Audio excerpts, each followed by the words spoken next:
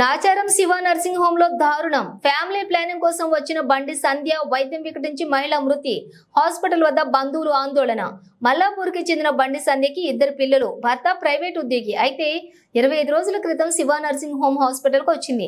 Operation చేసి ఇంటికి పంపిన డాక్టర్స్ 2 రోజుల తర్వాత కడుపులో నొప్పి రావడంతో కిమ్స్ హాస్పిటల్ కి వెళ్లిన మహిళ కడుపులో పేగుకి ఇన్ఫెక్షన్ వచ్చింది అని తెలిపిన కిమ్స్ వైద్యులు. శివ నర్సింగ్ హోమ్ డాక్టర్స్ నిర్లక్ష్యం వల్లనే చనిపోయింది. బంధువుల ఆరోపణ. డాక్టర్స్ పై తగు చర్యలు తీసుకోవాలి అని బంధువుల డిమాండ్. హాస్పిటల్ వద్ద బంధువుల ఆందోళన.